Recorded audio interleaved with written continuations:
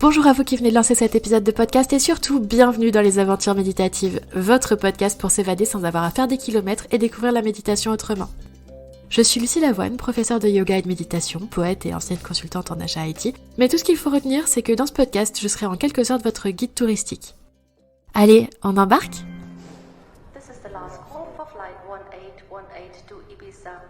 L'épisode que vous venez de démarrer est un épisode de type confidence méditative. Dans ce format, j'invite un ou une invitée à partager son expérience personnelle de la méditation et des états de conscience modifiés au sens large. Qu'est-ce qu'il ou elle a expérimenté, qu'est-ce que ça a changé dans sa vie, comment ça l'a fait évoluer, et tout un tas d'autres questions qui permettront de découvrir des anecdotes intimes et croustillantes. Ces histoires permettent de vous offrir un véritable tour d'horizon des styles de méditation. Parce que, vous le verrez très vite, la méditation, ce n'est pas toujours simplement s'asseoir en silence.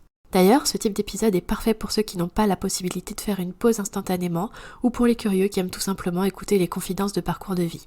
Mais si vous avez envie et la possibilité de méditer là tout de suite maintenant, lancez plutôt un épisode de type aventure voyage ou pop culture. Je vous promets que ça vaut le détour. Allez, revenons-en à notre interview. Aujourd'hui, du coup, je reçois Soukaina. Bonjour Soukaina, comment ça va aujourd'hui ? Comment tu te sens ? Bonjour Lucille. Ça va bien, ça va bien. Je sais pas encore de quoi on va parler, j'ai hâte de voir ce qui va sortir, donc on va se laisser surprendre. La spontanéité, on adore. Merci beaucoup de participer à cette émission en tout cas.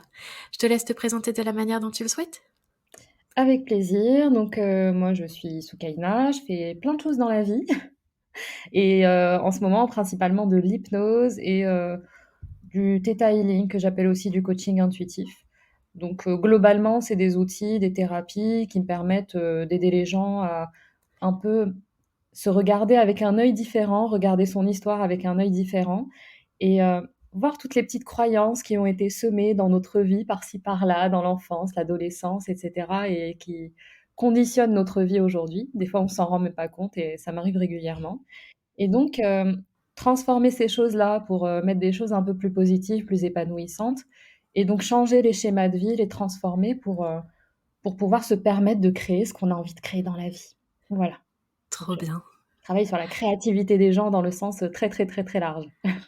Pour avoir eu la chance de faire une session et quelques autres petites séances d'hypnose avec Soukaina, je vous recommande vraiment d'aller checker son travail. Elle fait aussi de très beaux contenus sur Instagram, donc on vous mettra tous les liens dans la description du podcast et puis on en reparlera à la fin. Aujourd'hui, l'idée de toute façon, ce n'est pas de parler de ce que fait Soukaina en tant qu'hypnothérapeute, mais de ce qu'elle-même a vécu. Vous le verrez tout au long de l'épisode. Donc, dans les aventures méditatives, l'un des objectifs est de faire découvrir un peu toutes les sortes de méditations qui existent. Est-ce que tu peux me dire un peu celles que tu as toi-même expérimentées pour qu'on ait juste un premier aperçu de ce dont on va parler aujourd'hui ? Il y aura le theta healing, l'hypnose et d'autres choses, c'est peut-être ? Je pense que j'en ai expérimenté plusieurs. De la méditation, de l'hypnose, donc différents types d'hypnose qui emmènent dans de la conscience modifiée différemment.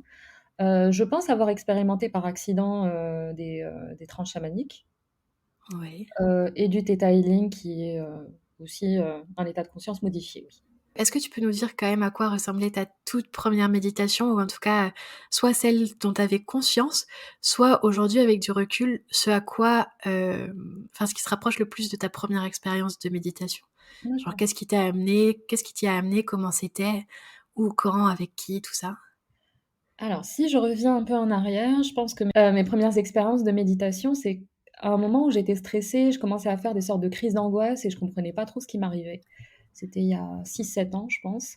Et là, je me suis dit: «OK, je crois que j'ai besoin de me calmer, de respirer, d'être moins dans ma tête et d'arrêter la boucle de pensée pour revenir à quelque chose de plus serein». Et c'est là où j'ai découvert la méditation. Je pense que je l'ai découverte avec Headspace. Donc Ok. j'avais téléchargé l'application. Qu'est-ce qui t'avait amené à la télécharger, du coup ? J'ai dû lire quelque part, je me souviens pas exactement. Vraiment, j'ai pas, Hmm. je me rappelle pas exactement. Mais à ce moment-là, je lisais pas mal de livres de développement personnel, où ça parlait beaucoup de méditation et je me suis dit: «Je devrais tester». J'ai dû faire une recherche sur internet qui m'a menée à Headspace.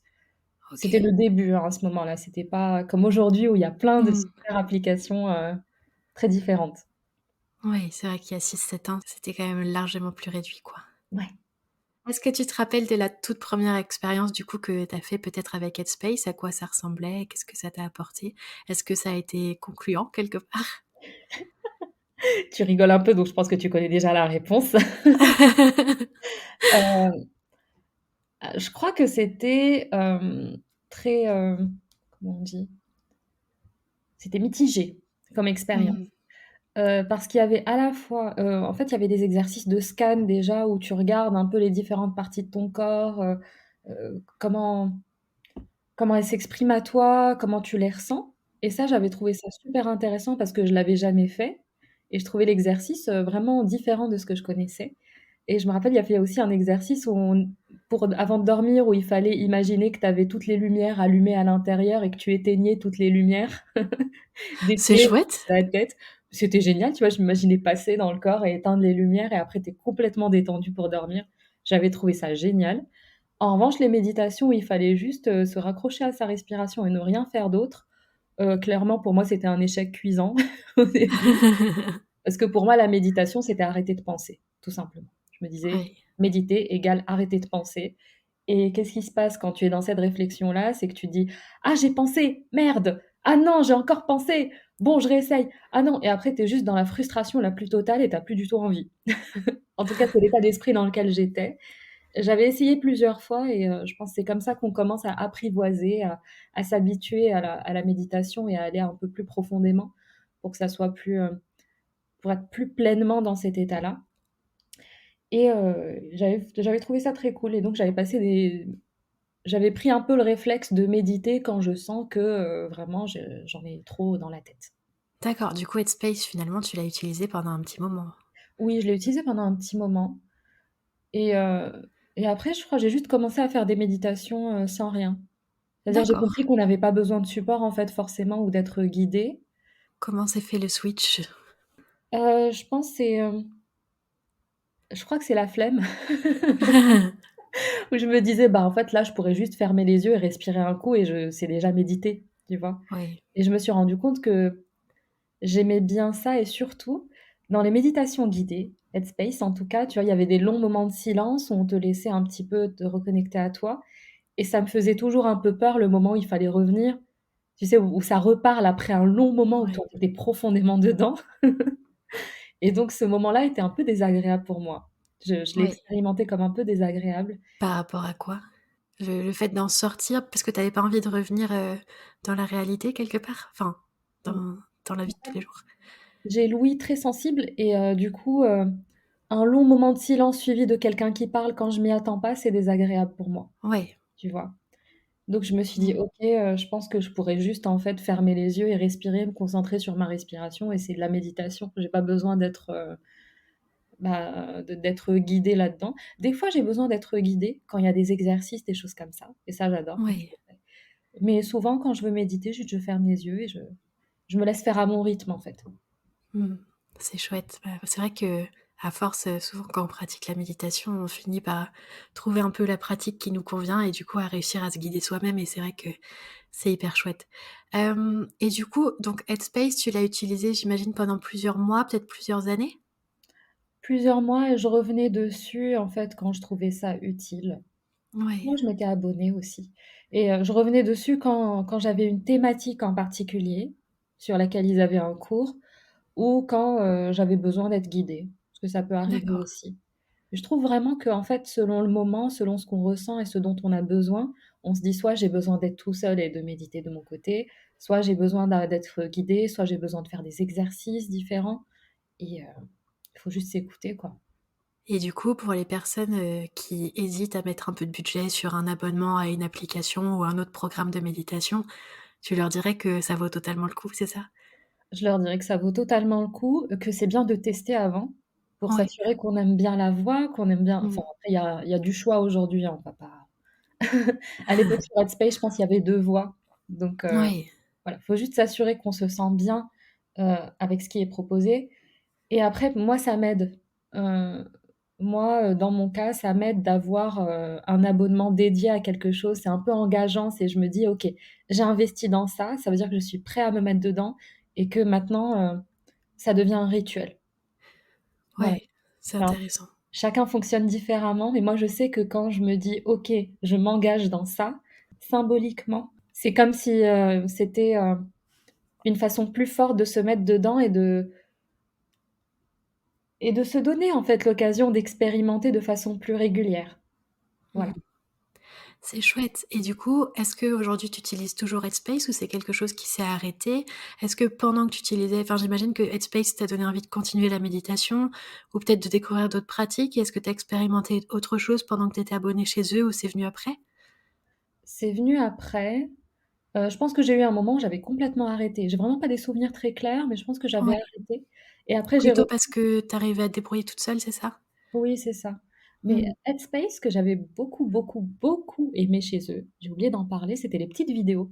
En fait, il y avait des petites vidéos explicatives avec très imagées, heu, avant les exercices et ça m'a permis de mieux comprendre la méditation. Parce que moi, je suis quelqu'un qui a besoin de comprendre pour mieux lâcher après et en fait, il y avait des images avec la nature où tu comprends, tu sais que le ciel bleu est toujours là, même s'il y a des nuages, que tu peux ou surtout, il y en avait une qui était très bien de la personne qui regarde les voitures, circuler sur la route, les voitures passer. OK.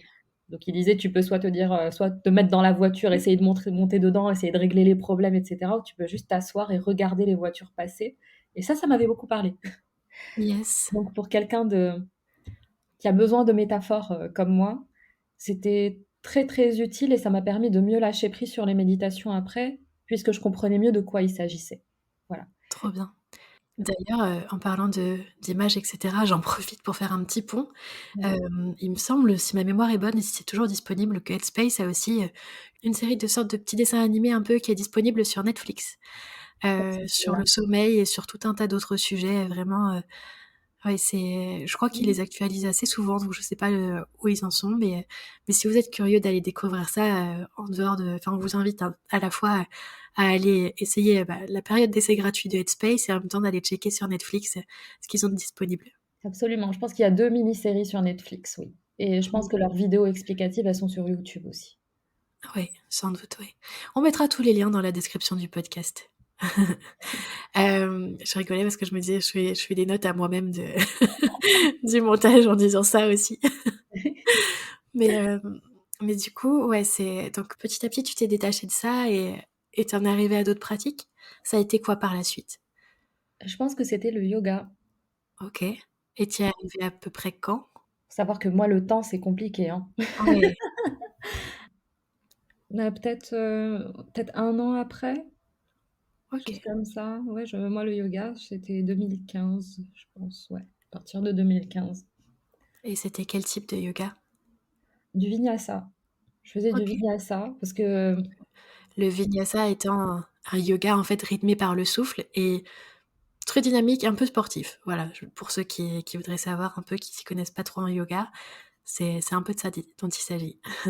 c'est ça. Donc moi, à la base, je m'étais dit, «Je veux faire du sport». Je me suis dit: «Le yoga où on va dormir», je te parle en tant que moi de l'époque, le Ouais, yoga lent, tout ça, non et puis allez, je suis allée me renseigner sur tous les yogas et je me suis dit: «OK, je vais tester le vinyasa». Je pense que ça a l'air, plutôt, sportif et ça l'était, hein. ouais. Tu sors pas tout sec de la séance, ça c'est clair. Et en fait, j'avais fait le lien entre la méditation et le yoga où je me suis dit, c'était plus le fait de faire les choses en pleine conscience et de vraiment se concentrer sur son souffle et sur ses mouvements pour créer une sorte d'équilibre général. Je sais pas si c'est compréhensible, mais vraiment tu te sens parfaitement en équilibre dans tout ce que tu es quand tu es dans la posture. Ça arrive pas la première, enfin ça m'est pas arrivé la première séance en tout cas, mais c'est comme si ça m'avait donné un cap vers cet équilibre, de me dire: «OK, en fait, je suis pas juste dans la performance du geste et du mouvement, je suis aussi dans la recherche de quelque chose de plus profond, qui est lié à un bien-être général et un équilibre, en fait, une sensation d'équilibre intérieur».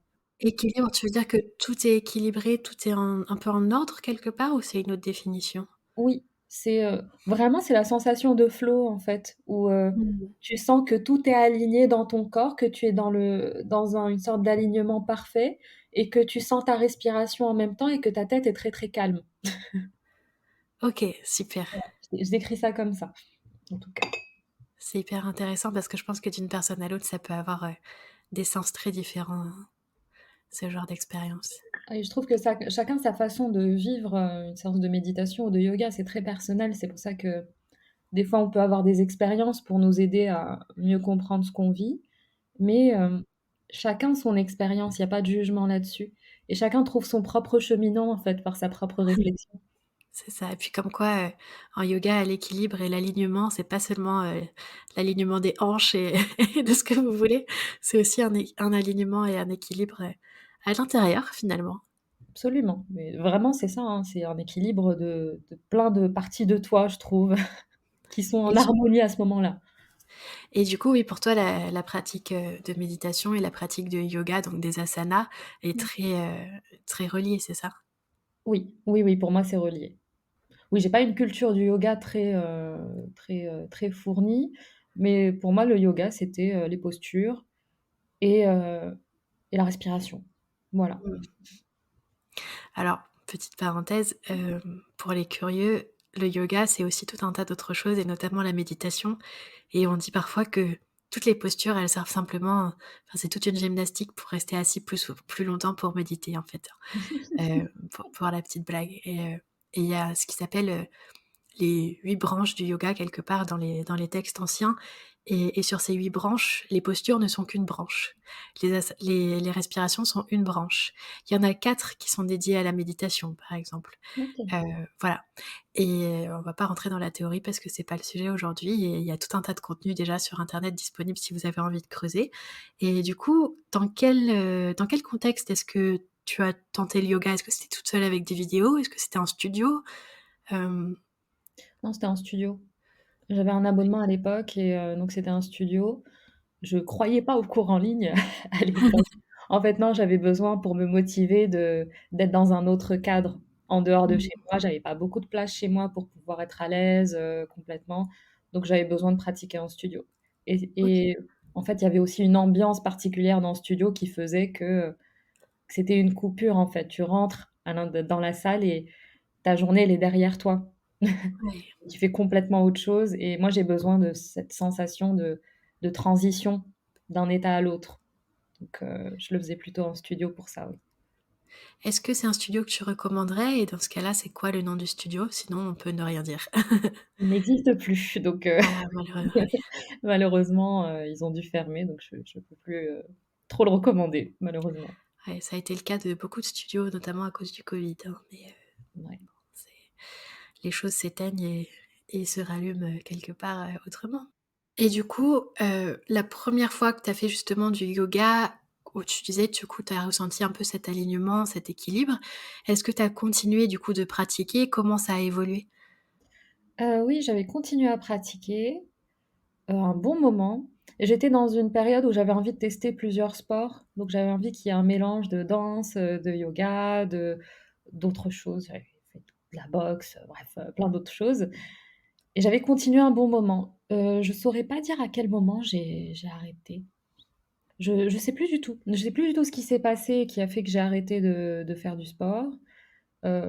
Moi, c'est toujours par, par phase. Tu vois? Il y a une phase Ouais, où je suis vraiment hyper investie, plusieurs mois, je fais les choses et après il se passe un truc et je décroche. Après je reprends, après je décroche. Là, je suis dans une phase de décrochage, par exemple. c'est Mais complètement OK. c'est ça. Mais à chaque fois, ça dépend de mes besoins. J'ai l'impression que quand j'en ai vraiment besoin, là, pour le coup, je sais vers quel sport me diriger, selon, ce que j'ai besoin de cultiver à ce moment-là. C'est marrant, ça me donne l'image qui me vient, c'est comme s'il y avait des saisons intérieures un petit peu. Oh, c'est beau ça.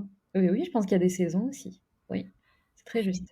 et et du coup, bah, justement dans cette saison-là, est-ce que, il y avait aussi de la méditation justement ou c'était vraiment dans la pratique physique que tu ressentais, cet équilibre dont tu parlais? C'était dans la pratique, je faisais de la méditation aussi. Je pense que la méditation, c'est aussi par phase pour moi. Ouais, C'est vrai qu'on dit que c'est mieux de faire souvent de la méditation, voilà, même quand on se mais moi, c'était surtout quand je me sens pas bien. Tu vois, quand je me sens pas bien, je me dis: «OK, là, c'est, le bouton, d'alarme, il faut commencer à méditer immédiatement pour se recalmer». c'est super d'avoir ce bouton d'alarme-là où tu peux te reposer là-dessus quoi, parce qu'il y a peut-être des gens qui se sentent perdus quand ils se sentent mal et qui savent pas quoi faire donc Absolument. Je trouve que c'est bien de le faire, quel que soit notre état, mais oui, avoir ce bouton où tu sais que tu as un recours, en fait, quand tu fais une crise d'angoisse ou que tu te sens pas bien et que tu sais que tu peux te reposer sur ton souffle à ta façon et revenir à toi. pour calmer ta tête, pour moi, c'est précieux. C'est vraiment précieux. Que ça soit de la cohérence cardiaque ou d'autres exercices respiratoires, il y a plein de façons en fait de faire, mais je trouve ça vraiment hyper important à avoir dans un coin de sa tête. Yes. Et donc du coup, après, donc tu avais cette première phase de méditation avec Headspace, ensuite il y a eu le yoga, et ensuite comment est-ce que ça a évolué en termes de méditation, d'état de conscience modifié? Comment et vers quoi est-ce que tu es allée après? Moi, je me rappelle juste, que je voulais creuser plus loin, donc j'avais envie de faire, d'essayer l'hypnose, voilà. Ouais, Je l'avais essayé à l'époque et ça avait pas du tout fonctionné sur moi. Il ouais. faut savoir que je suis pas une personne très visuelle. Donc à l'époque, vers 2015-2016, c'est ça? Oui, c'est ça, même, ouais, 2016, je dirais Mmh. 2016. OK. Donc j'avais essayé, c'était une grosse déception pour moi parce qu'en fait, j'arrivais pas du tout à lâcher le mental pour rentrer dans l'exercice et j'arrivais pas à visualiser ce que la personne me disait et je pense que j'étais pas pleinement en confiance non plus, donc c'était pas très concluant pour moi et depuis j'ai lâché. Je crois que j'ai lâché, j'ai juste gardé la méditation quand j'en avais besoin. Je savais que je pouvais l'utiliser et je l'utilisais dans ce cadre-là et j'avais repris le yoga aussi à plusieurs reprises ou avec mes saisons, comme tu dis. Jusqu'à, bah, le confinement. Ouais, le confinement où ça a commencé à être plus compliqué pour tout le monde, j'ai l'impression, Mmh. où toutes les angoisses sont remontées, où, toute la pression professionnelle s'est accumulée et cetera et là, tu te dis: «OK, bouton d'alarme, si je pouvais en avoir plusieurs, ça serait bien» et c'est là où j'ai commencé vraiment à méditer plus profondément, à faire plus d'ateliers, d'ailleurs là où on s'est rencontrés, hein, les liens pour faire de la sophrologie Ouais. qui est aussi, en Des fait ateliers du coup, donc tu disais de sophrologie ou d'autres choses? de sophrologie et je faisais aussi le intuitive, move, au OK. lien aussi, où c'était pas du Donc yoga. juste les liens, qui est un espace de mieux-être à Paris, je recevrai d'ailleurs sans doute Florence, dans un autre épisode, Mais mais je ça, c'est pas sûr encore.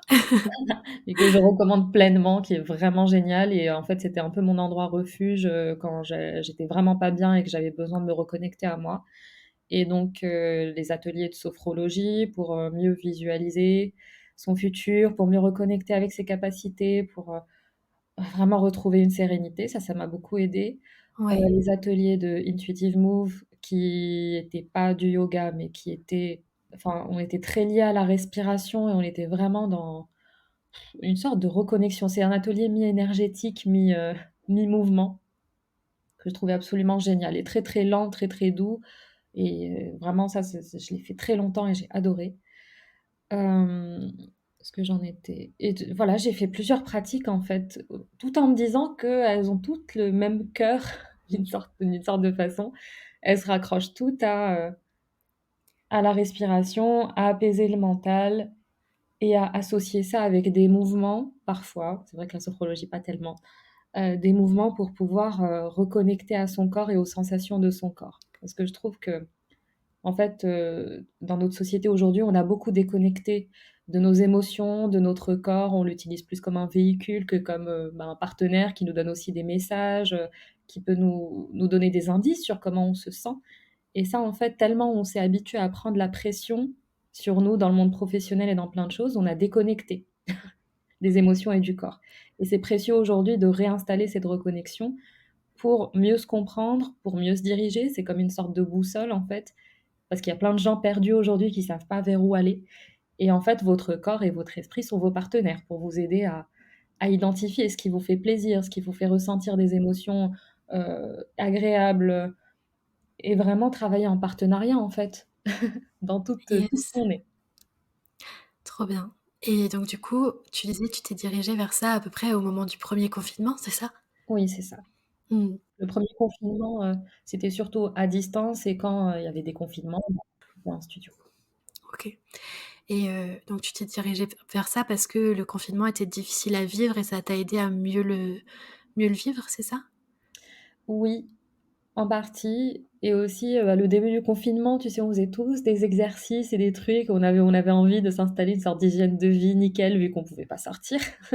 Après, tu sais, on dit tous, nos confinements se ressemblaient tous, mais en vérité, il y avait des personnes qui ne travaillaient pas et d'autres qui se sont retrouvées enfermées avec leur travail. Moi, je sais que je suis dans la deuxième configuration. Je sais pas comment c'était pour toi. Est-ce que du coup ça s'est un peu arrêté? Ou c'est pareil, tu t'es retrouvée enfermée avec ton travail? Alors, j'étais enfermée avec mon travail et donc en fait, on se rend compte aussi qu'il y avait du temps qu'on accordait à autre chose, à boire des verres avec des collègues, à sortir, à faire du sport à Mmh. l'extérieur, à faire des activités qu'on peut plus faire et là, tu commences à chercher d'autres choses que tu peux faire chez toi Ouais. et donc bah, le sport en faisait partie, la méditation en faisait partie aussi pleinement. Vu que c'était aussi une période très stressante pour moi, donc Ouais. j'avais besoin de ça à ce moment-là. Et est-ce que je peux me permettre de te demander, entre le confinement et le moment où tu as senti que vraiment c'était un burn-out et où il a fallu s'arrêter, comment ça s'est passé? Et est-ce que justement la méditation, la sophrologie, tout ça t'ont permis d'apaiser un peu tout ça, même l'intuitive move et tout ça? Oui, oui, mais pour le moment, c'était pas suffisant, en fait. À un Ouais. moment, la pression était telle que c'était pas suffisant pour, me permettre de garder mon équilibre intérieur et bah, voilà, bah, ça a sauté et c'est là où vraiment, quand il y a eu le burn-out, là, déjà, tu sais plus trop quoi faire au début parce que tu es habitué à l'action, à faire des choses tout le temps, à être, vraiment en mouvement et sous pression permanente donc déjà, tu sais plus quoi faire de toi-même. Qui a besoin de se reposer pour commencer et après dans cette quête de sérénité et de recherche de soi, c'est là où j'ai recommencé à faire des ateliers et à refaire avec plus de régularité, de la méditation et des exercices de reconnexion à soi. OK. Et du coup, tu dirais que c'est ça qui t'a aidé principalement ou comment tu as fait pour guérir de ce burn-out? Est-ce que ça a été par ce type d'expérience de conscience modifiée, d'autres thérapies? Qu'est-ce qui s'est passé? C'est un tout, j'imagine? C'est ça, c'était un cheminement où il y avait à la fois la méditation qui était très régulière et qui m'a permis de me calmer, bien mieux que les anxiolytiques. La sophrologie, et les ateliers, tous les autres ateliers que j'ai faits qui me permettaient déjà de rencontrer des gens qui sont dans la même situation. Bizarrement, c'était pas le but, hein, mais finalement, on se rendait Mmh. compte qu'on était beaucoup à être dans cette situation.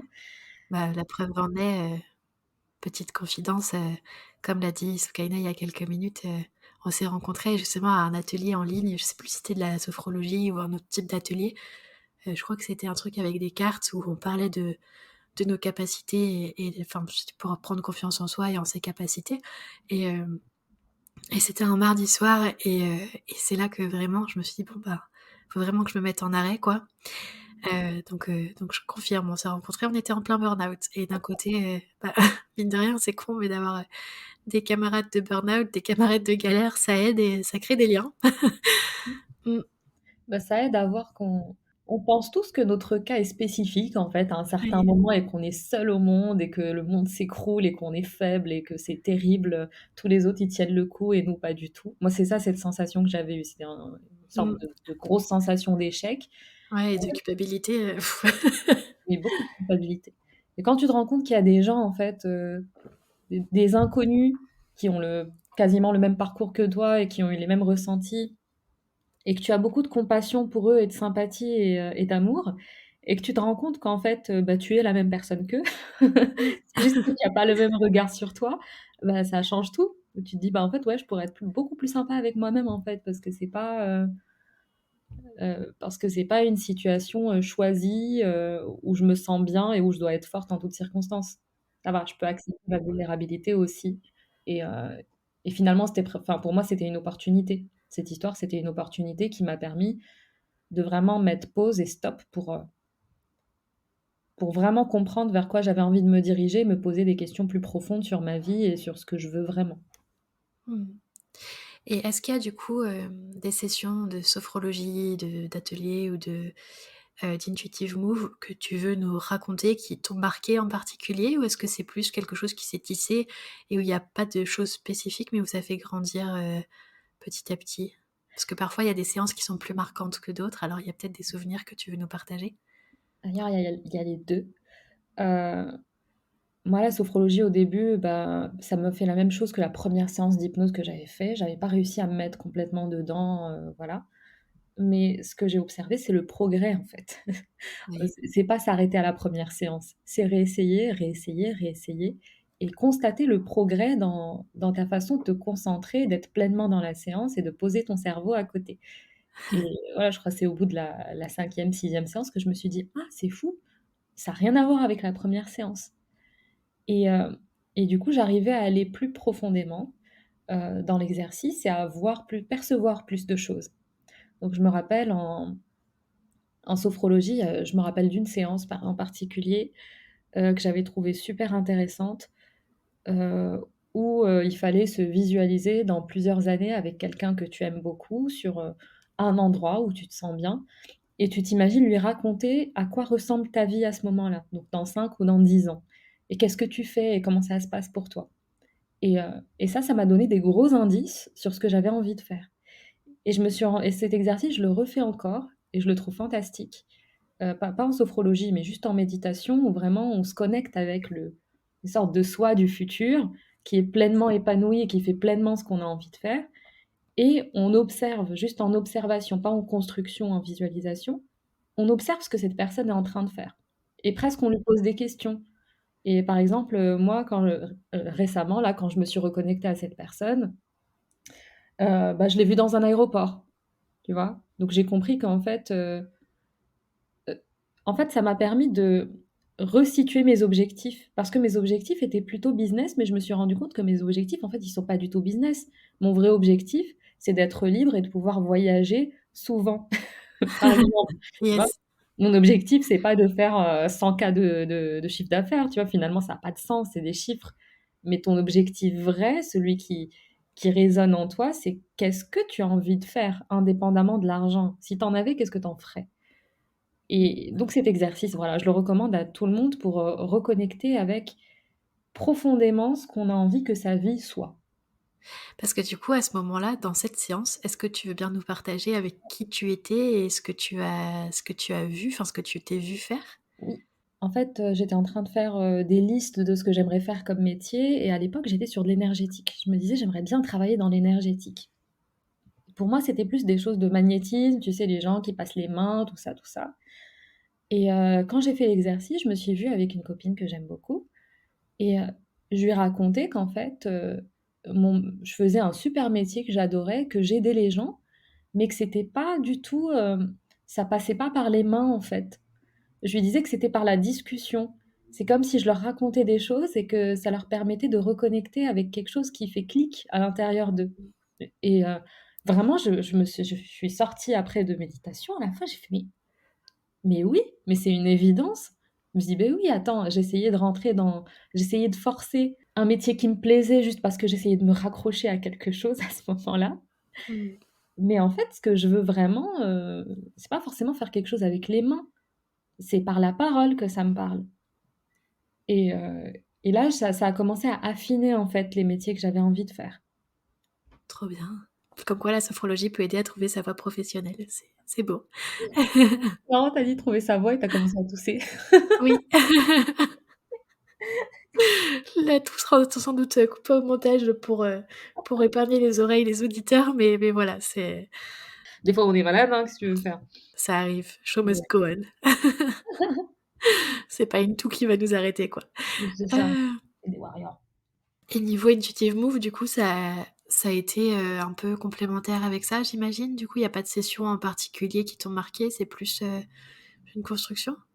Ou il y a autre chose que tu aimerais nous partager, J'essaie de revenir. En fait, chaque séance était vraiment spéciale. Je me rappelle pas d'un truc où je me suis dit: «Waouh, ma vie est, enfin, ça a changé ma vie», mais c'était plus une hygiène, en fait. J'y allais tous les samedis, religieusement et ça me permettait c'était un point d'ancrage dans ma semaine où vraiment c'était l'endroit où je m'assois, où je vide tout, où je reconnecte, où je me recharge en énergie et je pouvais y arriver vraiment au bout du rouleau et ça m'aidait à rééquilibrer mes énergies de la semaine et à me remettre dans un mood beaucoup plus positif et à chaque fois, je me rappelle, j'avais des visions hyper intéressantes, vraiment, je saurais pas dire, mais c'était très pertinent par rapport à ce que je vivais à ce moment-là.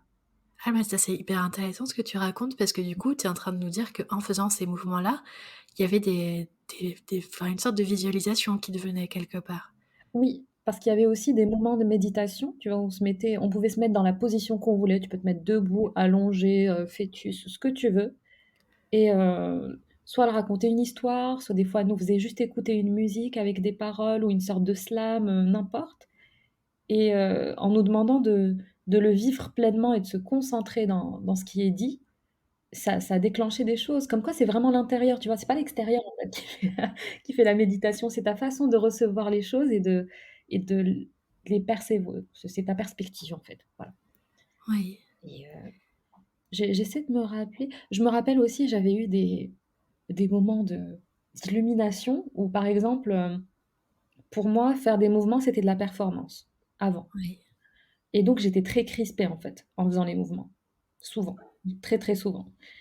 Et je sais plus ce qui s'était passé à un moment, on m'a dit: «Respire et lâche en fait, il y a des muscles, relâche-les complètement» et je me rendais compte que quand je lâchais les muscles, mais j'allais hyper loin dans le mouvement, mais il y a des trucs que je pensais même pas possibles. Je sais pas si tu vois ce que je veux dire? Totalement. En yoga, il y a totalement ça où quand tu lâches tout, tu Mmh. te retrouves parfois à te surprendre énormément, mais il faut réussir à lâcher et c'est vrai que, bah, déjà bravo d'avoir d'avoir réussi ça. Merci. Mais c'est ça en fait, tu relâches certains muscles et tu te rends compte que ton corps s'allonge ou tu vas plus loin dans le mouvement et là, ça a fait vraiment un bing dans ma tête où je me disais: «Mais d'accord, en fait. Je comprends le lâcher prise. Je me suis dit: «En fait, d'accord, le lâcher prise, c'est quand tu lâches vraiment, tu détends, tu te détends et c'est là où des fois tu peux aller plus loin que si tu es vraiment dans le contrôle à l'extrême de ton mouvement». Mmh, Tu vois? C'est très, ouais. c'est aller très loin dans la vie, tu vois? C'est vraiment une Non image, mais c'est intéressant parce que il y a j'ai reçu une autre personne qui avait une définition, un peu différente du lâcher prise et je trouve ça beau justement d'avoir, des définitions et surtout des vécus différents du lâcher prise. Parce que c'est beau d'en avoir une définition conceptuelle, mais la façon de le vivre, c'est ça qui est hyper intéressant aussi donc franchement merci de nous partager la tienne. avec plaisir. Mais oui, je trouve qu'on comprend les choses par l'expérience, en fait. Ouais Toutes les théories du monde, c'est bien pour se préparer, mais tant que tu y vas pas, on a besoin d'expérimenter, c'est tout. et du coup, ouais, tu as ressenti cette sensation de lâcher prise profond et quelque part, est-ce que c'est aussi, enfin, je vais poser la question, mais je sais que moi, justement, une des raisons pour lesquelles j'aime beaucoup le yin yoga ou le nidra. Le nidra yoga, c'est le yoga du sommeil. Le yin, c'est plus tu restes, par exemple, 5 minutes dans la même posture, et cetera et il y a plus d'effort du tout dans le corps et c'est là où tu peux ressentir des sensations de détente profonde. Justement parce qu'il y a plus aucun effort, il y a plus rien de mobilisé. Mmh. Du coup, J'ai déjà fait du yin, ouais. Après, je sais pas. pour toi, c'est différent la sensation de lâcher prise corporelle et cette sensation de détente? Je pense que j'ai besoin d'un peu de mouvement quand même, parce qu'au bout Mmh. d'un moment, j'ai presque l'impression de m'endormir, Ouais, ou voire je m'endors. c'est complètement OK. J'arrive pas à rester très concentrée dedans pour, observer aussi longtemps, Mmh mais j'ai besoin de réessayer. Honnêtement, j'ai besoin de réessayer. Je trouve que j'ai pas donné, assez de chance au yin yoga. et mais je pense que justement ton témoignage de dire, il y a eu ces moments en mouvement où, il y avait de la méditation, ça aidera peut-être un peu les personnes qui nous écoutent, qui doivent se dire, «Ah ouais, mais moi quand il faut juste rester allongé ou rester assis et je peux pas méditer, j'y arriverai jamais, quoi». Donc du coup, il y a eu cette période au lien qui t'a surtout aidé, j'imagine, par rapport au burn-out et qui t'a quand même fait cheminer, qui a été un peu la suite de toutes les expériences précédentes et du coup après ça, est-ce qu'il y a eu enfin, quelle a été l'expérience suivante? Est-ce que ça a été directement le theta healing? Est-ce que ça a été une autre forme d'hypnose? Comment ça s'est passé après ça? Bah, il y a eu pas mal de thérapies, Ouais, de thérapie, quel type de thérapie? alors j'ai Psychologique fait une ou? psychologue. Ouais, J'ai fait pas mal de theta healing. Du coup, j'ai commencé par la formation en theta healing, ce qui OK. n'a aucun sens, mais je sais pas, c'est comme ça que je le sentais à Est-ce que tu peux nous dire ce que c'est le theta healing avec tes mots? le theta healing, c'est, une sorte de travail sur les croyances. Donc en fait, theta, c'est les ondes du cerveau. OK. Donc c'est des fois en méditation, on arrive au theta, en fait et donc le theta healing, c'est une sorte de méditation qu'on fait pour atteindre des ondes theta dans son cerveau, qui a un état de relaxation profonde et qui permet de voir beaucoup plus de choses, de percevoir et de faire des changements dans son subconscient. Des changements de croyances, des téléchargements de certaines notions, et cetera. Et du coup, ce qu'on fait en séance, c'est comme si moi je fais ma petite méditation de Theta Healing, qui est devenue très rapide aujourd'hui, se connecter à la personne en face et l'emmener en fait à cheminer, à découvrir certaines croyances selon ce qui lui parle ou pas, et à les remplacer directement dans sa tête. Donc essayer de Ok. voir d'où elles viennent, creuser jusqu'à la croyance racine, et après remplacer cette croyance pour voir des changements dans sa façon de vivre sa vie. Après, Et voilà. comment du coup tu as découvert le Theta Healing? Qu'est-ce qui t'y a amené? C'est je crois que sur un, je ne sais même plus comment je suis tombée dessus. Comment je suis tombée dessus? C'est pas toi qui es tombé dessus, c'est lui qui t'est tombé dessus, visiblement. Mais c'est exactement ça qui s'est passé, hein. Parce qu'en plus, je me suis inscrite, 2 jours avant le début de la formation. Je me suis retrouvée en formation, j'avais jamais fait de séance, donc je savais même pas de quoi on parlait. Les autres participants en avaient déjà fait, c'est ça? Oui, il y en a, oui, oui, ils Ouais. avaient tous déjà fait, ouais. J'étais la seule à pas avoir fait. Quand on nous a demandé pourquoi on était là, j'aurais dit: «Honnêtement, j'en sais rien». Je sais je sais pas, je trouvais ça intéressant, je me suis dit: «Je vais venir». Donc non, non, cette histoire, elle a vraiment ni queue ni tête, et finalement, bah, j'ai fait beaucoup, beaucoup de formations de theta healing, et c'est quelque chose qui me passionne. Super. Et du coup, ça a été comment ta première expérience de Theta Healing? Ça a été assez incroyable parce que j'ai eu l'impression d'accéder à des ressources en moi que je ne connaissais pas, et de rentrer plus profondément en méditation que ce que je pensais. Enfin, D'accord. je sais pas si j'ai envie de dire méditation, mais plus connexion, en fait. Oui. Connexion à quelque chose. Quelque chose, je sais pas te dire quoi, mais une connexion profonde. Et moi qui suis pas très visuelle, là, j'ai commencé à vraiment, commencer à visualiser des choses, à voir des images, à avoir des ressentis beaucoup plus poussés, et c'est ça que ça a déclenché en moi. C'est comme si vraiment tu étais tellement connecté à quelque chose, tellement profondément en méditation, que tu accèdes à des parties de ton cerveau auxquelles tu avais pas accès avant. Voilà. Trop bien. Quoi comme Mmh. partie du coup? Comment? Quoi comme partie de ton cerveau du coup? Pour toi, enfin, si tu peux expliciter un petit peu. C'est vraiment pas évident à expliciter, mais des parties de toi, en fait, des parties de toi, de ton histoire, hem, des fois, je voyais même des histoires, se dérouler sous mes yeux, comme les histoires d'autres personnes que j'avais jamais D'accord. rencontrées et que je ne connais pas, tu vois? Ou alors des fois, il y avait des sortes de flashs où, je pouvais voir, attends, est-ce que je peux donner un exemple? Oui, s'il y a quelques sessions, en particulier de Theta Healing que tu veux nous raconter, pour que les gens puissent un peu, genre, plonger dedans quelque part et découvrir ça plus en profondeur, ce serait trop chouette. Ça, beh, alors je vais raconter la semaine dernière. Ouais, la semaine dernière, j'ai fait une séance, par exemple, où, la personne me disait, avec mon beau-fils, ça se passe pas très bien. C'était un homme qui me disait: «Avec mon beau-fils, vraiment, c'est pas fou, il participe pas aux tâches de la maison, j'aime pas trop comment il me parle, et cetera, et ça me dérange beaucoup comme situation». Et en fait, en plongeant dans en voyant ce que je perçois quand je me connecte à lui, je lui disais: «J'ai l'impression que tu es différent de lui, donc vous êtes déjà pas de la même famille, ça crée une sorte de barrière, et c'est comme si chaque geste, qu'il fait, donc ne pas faire le ménage, ne pas ranger sa chambre, laisser un verre dans la cuisine sans être lavé, et cetera, c'est comme si tu le ressentais, comme s'il te poussait en dehors de la maison, comme s'il disait: «Tu fais pas partie de de ce foyer, sors». Je lui disais: «Je le vois littéralement te pousser à l'extérieur». Et là, le monsieur se met à rigoler, il me fait: «Bah, en fait, c'est ce qui m'est arrivé à 17 ans. Ma mère, elle m'a foutu dehors parce qu'elle m'a dit: "Tu es vraiment pas comme nous"». Elle était pas d'accord avec ma façon d'être. Elle a dit: «Bah, tu pars de chez moi». Waouh! Oui, waouh, là, j'ai fait: «Waouh!» J'ai dit: «OK, est-ce que tu vois, en fait, le schéma qui se dessine? C'est si je suis différent, on va me chasser, on va m'isoler, on va me pousser à l'extérieur». Et donc, ben, on a travaillé pour lui faire plus accepter la différence des autres, pour qu'il voit sa différence. Pour qu'ils voient que c'est possible, en fait, de s'entendre et de vivre ensemble en étant différents, qu'on n'est pas obligés d'être tous pareils pour faire partie de la même famille, accepter la situation et les gens comme ils sont, prendre les choses moins à cœur, en fait, pour se dire, heu pour pas prendre en fait chaque verre laissé, laissé dans l'évier comme un affront personnel, tu vois? Mmh. Mais juste comme un verre sur l'évier, c'est tout. Et donc libérer un peu plus, ses ressentis et ce qui pouvait le rattacher à des schémas du passé qui étaient douloureux pour lui. OK. C'est ça le theta healing. Mais chaque séance est très différente, vraiment, impossible de généraliser, quoi. Et du coup, le theta healing, tu t'en sers pour aider les autres? Est-ce que toi, ça t'aide aussi? Enfin, est-ce que toi, tu t'aides toi-même avec le theta healing? Est-ce qu'il y a d'autres personnes qui t'ont aidé avec le theta healing? Est-ce que d'ailleurs c'est la notion d'aide ou est-ce qu'il y a autre chose que cette notion d'aide?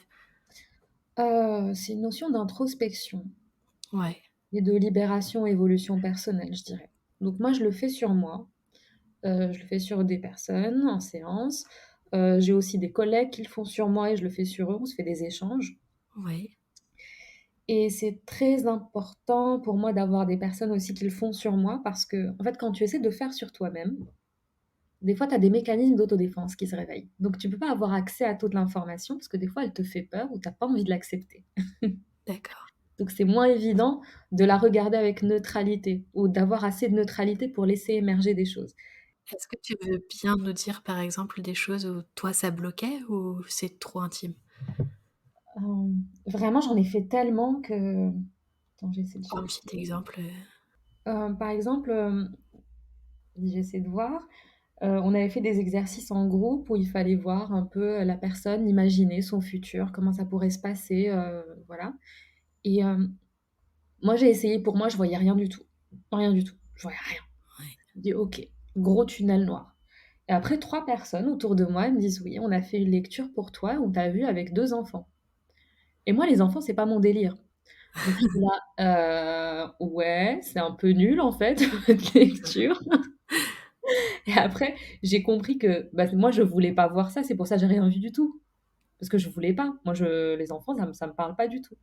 Et c'est là où j'ai commencé à me dire: «OK, est-ce que tu es vraiment réfractaire aux enfants, en fait?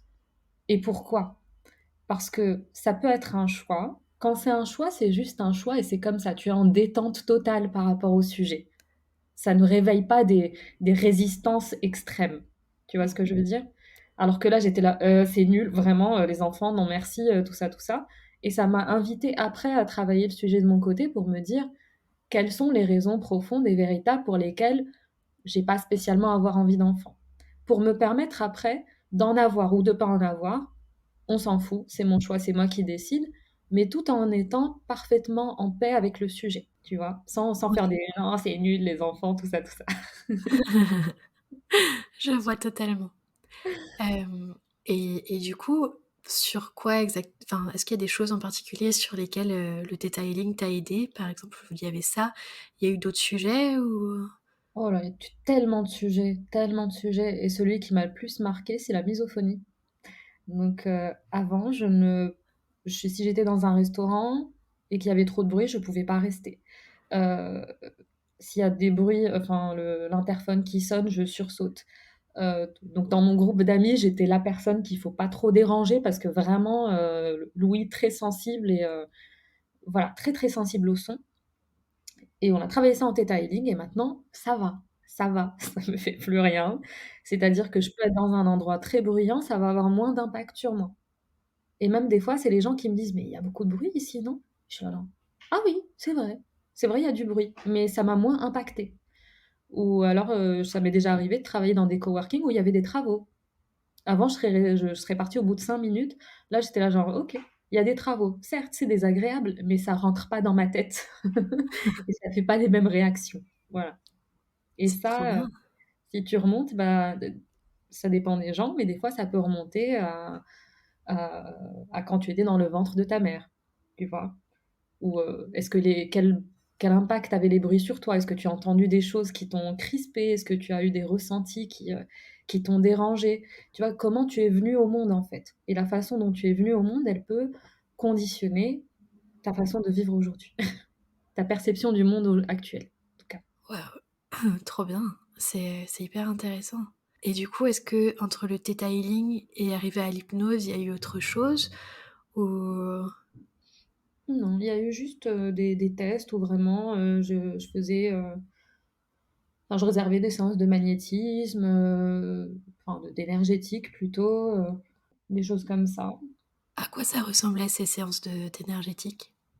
Les séances d'énergétique, c'est, très différent selon le praticien, mais en général, tu t'allonges et tu le laisses travailler et après il te donne ses ressentis sur comment ça s'est passé. Celles que tu as vécues toi, elles se sont passées comment?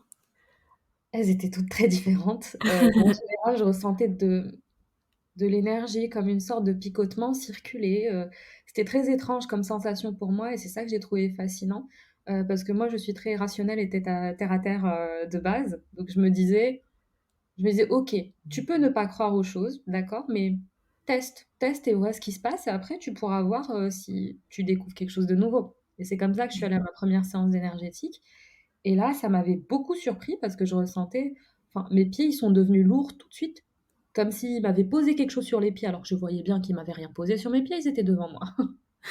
Et je ressentais des vagues de choses circuler à l'intérieur de moi, une sorte de décalage entre la droite et la gauche, j'avais des souvenirs qui revenaient et je me disais: «Ben, c'est fou en fait». J'avais pas les éléments pour l'expliquer, ces choses-là et ça m'a permis d'ouvrir mon esprit à la possibilité d'autres choses et donc maintenant c'est ça pour moi la vie, c'est élargir son champ de jeu, son terrain de jeu. Parce que c'est comme si on s'était enfermé dans une petite boîte en fait, tu sais à force de peur, d'a priori, de croyances de toutes sortes. On se retrouve dans un tout petit cube et maintenant ma mission dans ma vie à moi, c'est d'élargir mon cube au maximum tout en J'adore. gardant son esprit critique, hein, évidemment, mais j'ai envie de pouvoir expérimenter au maximum pour pouvoir ouvrir mon esprit à tout ce qui est possible, en fait. Il y a plein de choses possibles dans la vie. Yes. Et du coup, après ça, il y a eu l'hypnose. Ouais, Comment est-ce que tu en es retournée à l'hypnose, toi qui du coup avais une première expérience négative, enfin, en tout cas pas concluante? c'est ça. Je me disais: «Bon, l'hypnose, ça me plaît bien sur le principe, mais ça marche pas sur moi. Je me verrais pas, faire un truc qui marche pas sur moi et ça me parlait pas trop, en fait, l'hypnose ericksonienne, de base Oui. et un beau jour, une amie m'a dit, «Tu connais l'hypnose sagesse?» SAJECE. Je lui ai dit: «Non, c'est quoi?» Elle m'a dit: «Bah, en fait, c'est une hypnose, regarde sur internet, ça devrait te plaire» et là, je suis allée sur le site et j'ai fait: «Ouais, c'est ça que je veux faire». Vraiment, ça s'est passé comme ça, déclic et oui, c'est ça. En fait, c'est comme les tétas, quoi, c'est la vie qui te l'a envoyé en mode, J'ai vraiment l'impression d'être dans ce mode-là, hein, tu sais, des Oui. fois, tu passes ton temps à chercher. Tu cherches, tu trouves pas, tu es fatigué, tu en peux plus et puis, il y a un truc qui tombe de nulle part, tu t'y attends pas et tu fais: «Ouais» et comme une évidence que oui, oui, en fait, c'est ça. C'est ça le chemin que j'ai envie de suivre, en fait. Et bah, c'est ça que ça m'a fait avec l'hypnose. Je me suis dit: «C'est ça que je dois faire». C'est quoi la différence entre l'hypnose sagesse et l'hypnose ericksonienne? L'hypnose sagesse, alors moi, en hypnose ericksonienne, j'arrivais pas à embarquer. J'arrivais OK. pas à éteindre ma tête pour me mettre pleinement dans l'exercice. Heu, je m'y connais pas assez, hein, pour expliquer, je suis pas formée en hypnose Ouais. ericksonienne. Ouais, mais de ce que tu en as compris. En hypnose sagesse, en fait, tu as pas besoin d'éteindre ton cerveau, tu as pas besoin d'être concentré, on s'en fiche. Tu es juste allongé, le thérapeute ne te met pas en hypnose, c'est toi qui te mets en hypnose tout seul au bon moment pour toi. Donc en fait, c'est plus passif, avec beaucoup plus de recul et il y a juste des histoires et les histoires, elles sont à troisième personne. Donc, par exemple, si je te raconte une histoire maintenant en te disant: «C'est toi qui marches sur la route, qui fait ça, qui fait ça, qui fait ça», en tout cas de mon point de vue, tu as plus de pression. Tu vois, tu visualises la chose, tu dois garder l'image dans ta tête. Il y a des barrières qui se lèvent des fois parce qu'on parle de toi. Dès qu'on parle de toi, qu'on te dit de faire quelque chose, il y a une petite résistance des fois. En hypnose sagesse, je te raconte juste l'histoire de quelqu'un qui a fait quelque chose et qui s'est rendu compte qu'il pourrait faire comme ça et que c'est super. Donc ça marche par l'inspiration. Après toi, tu décides de piocher, de prendre, de pas prendre ce qui te plaît, ce qui te plaît pas. C'est toi qui décides. Tu vois, c'est comme si je te servais un buffet via des histoires et ton inconscient, il choisit ce qui lui plaît. Donc moi, cette approche, elle était beaucoup plus compatible pour moi parce qu'il y avait moins de pression d'hypnotiser quelqu'un et que c'était vraiment très doux et très passif. Et ça, c'est ce qui me plai je savais que c'est ce qui convenait à mon état d'esprit, à ma façon de faire. Ouais et du coup, je vais me permettre de rajouter, en fait, les histoires que Soukaina, propose, en tout cas en séance, ça peut à la fois être des fois, limite, un peu féerique et cetera et parfois c'est très rationnel, très des scènes de tous les jours donc et d'ailleurs c'est fait, ben, avec l'intuition et du coup l'intuition, qu'est-ce que c'est pour toi d'ailleurs? Si je peux poser la question, parce qu'on n'en a pas parlé depuis le début. C'est vrai, c'est vrai. L'intuition, heu, je pense que je sais pas encore ce que c'est, honnêtement. Je saurais pas la définir Ouais, parce que c'est comme un message, mais tu sais pas d'où ça vient. tu viens de la définir là, du coup. Oui, mais justement, tu vois, enfin, je l'ai définie en ne la définissant pas, tu vois? Tu sais, c'est un message, Ouais, c'est un message, mais tu sais pas si ça vient de toi, si ça vient d'ailleurs, comment ça va se manifester, comment tu vas le ressentir, tu sais pas. ouais, Donc c'est quelque chose à l'intérieur de toi qui te dit avec certitude que c'est ça, qui avec un message avec lequel tu te sens à l'aise. mmh. C'est ça la différence avec la moi je j'essayais de faire la différence avec la peur. Ah C'est parce oui, que des fois tu te dis: «Oh, j'ai l'intuition, il faut pas y aller», alors qu'en fait non, c'est juste ta peur qui parle. ouais, C'est un ancien souvenir qui s'est réactivé et qui t'a dit: «Non, faut pas aller là, c'est dangereux». Ça s'appelle une peur, c'est pas une intuition. Une oui, intuition, c'est, ouais, une guidance peut-être? Dire une guidance? Quelque mmh chose qui te guide. Une ouais, la boussole intérieure si on doit et est-ce qu'avec toutes tes expériences, de conscience modifiée et tout ça, est-ce que tu trouves que tes intuitions, elles se sont améliorées, amplifiées? clairement, clairement, parce que déjà avec l'expérience, tu prends confiance en ce que tu fais et tu commences à comprendre, tu commences à t'autoriser à développer les choses. Par exemple, au début, je doutais beaucoup et en fait, ça te permet d'affiner les ressentis pour savoir si c'est ton intuition ou pas. Oui, Tu vois ce que je veux dire? Et c'est oui, à force de l'expérimenter, de faire des tests, de voir ce qui vient, de suivre ou pas suivre, que tu commences à mieux reconnaître cette voix de l'intuition par rapport à toutes les autres voix qu'il y a dans notre tête, parce qu'il y en a plein. C'est pas oui. pour vous, mais il y en a plein. Yes et du coup, bon, c'était intéressant comme parenthèse sur l'intuition, on va en revenir à l'hypnose. Est-ce que c'est un peu comme, le theta healing où tu es arrivée à la formation et tu en avais jamais vraiment fait? Ou est-ce que tu as pu faire quelques séances pour pouvoir décider, que tu avais vraiment envie de faire ça? Ou justement c'est ton intuition qui t'a dit: «Non mais c'est ça, c'est là»? Pour moi, l'intuition, c'est, l'hypnose, par exemple. Tu Oui, vois, mais juste avant, justement quand on le m'en a parlé, je me suis dit: «Oui, c'est ça». oui, C'est une certitude profonde. Le oui, theta healing, je sais pas si, d'accord. Heu, pardon, le chat qui dit: mais si, c'était» tu as quelque chose à dire? OK, ça marche. C'était une indignation passagère, tout va bien. OK. Pardon. Donc la question c'était? La question c'était, savoir si, le choix de la formation Theta Healing et le choix de l'hypnose, c'était, le même type, d'intuition où c'était un peu une certitude et que tu avais absolument envie de le faire?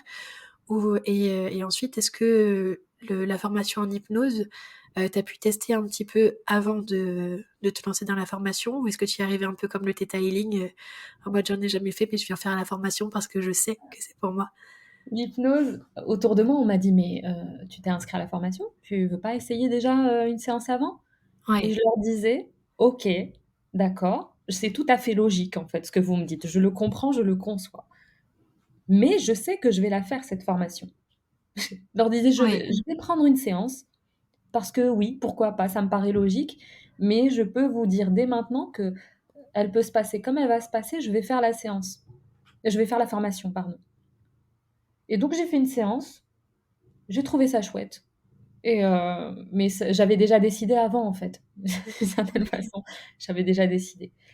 Pour le theta healing, j'ai l'impression, tu vois, c'est comme si je m'étais retrouvée en formation, mais sans trop comprendre pourquoi. Ouais, C'est comme si c'était un truc programmé, tu vois?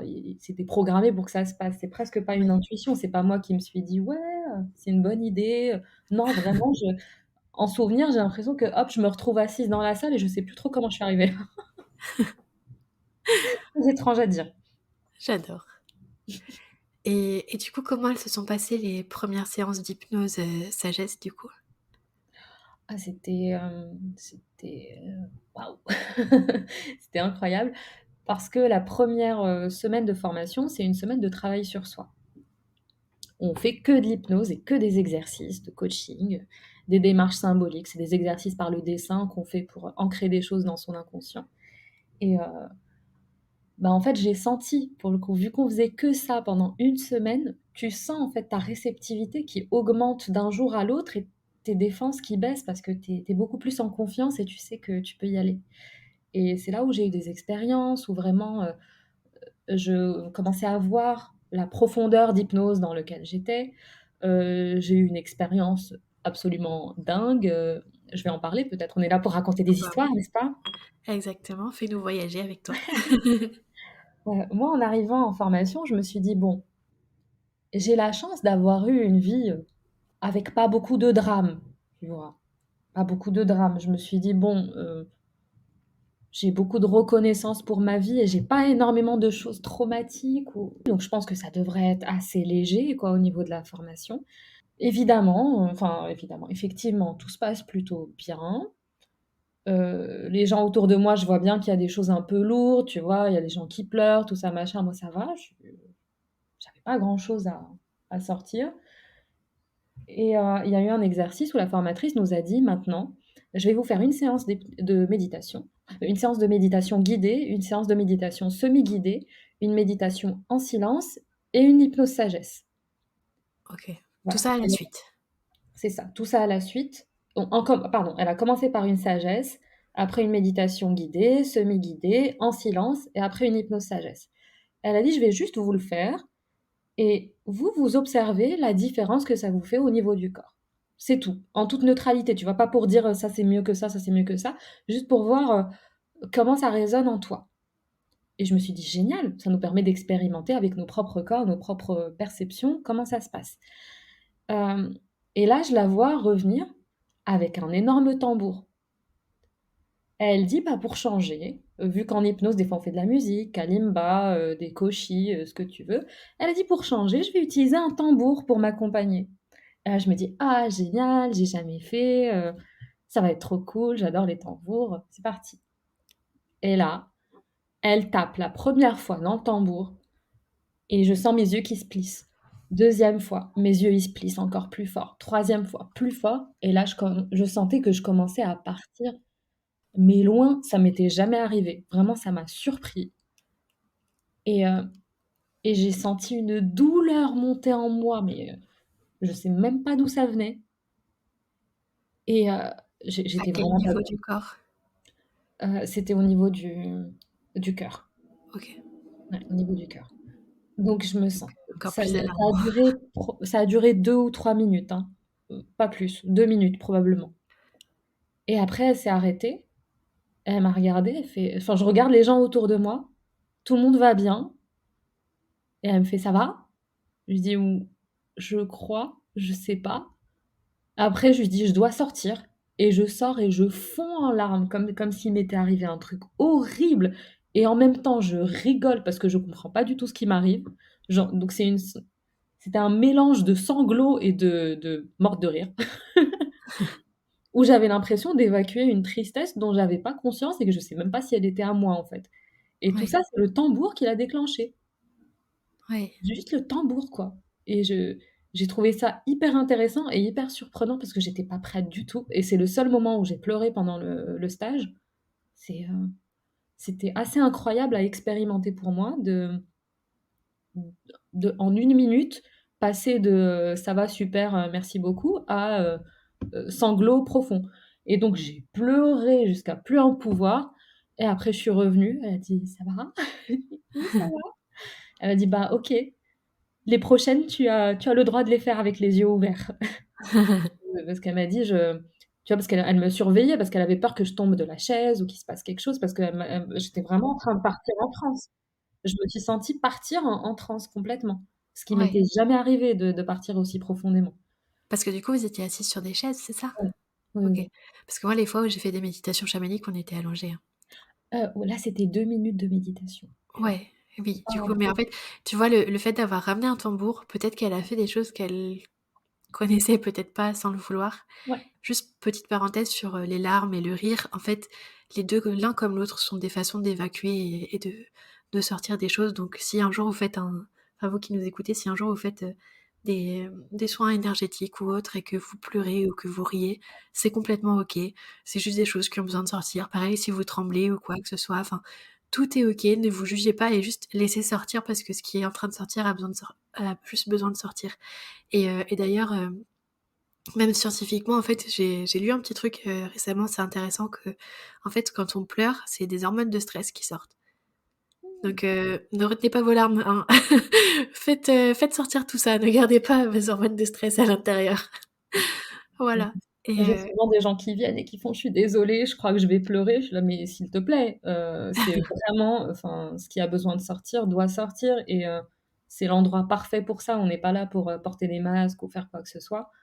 Tu es là pour te faire du bien et si te faire du bien, c'est pleurer ou c'est rigoler ou c'est quoi que ce soit d'autre, ben, en fait, tu y vas, c'est tout». oui, exactement.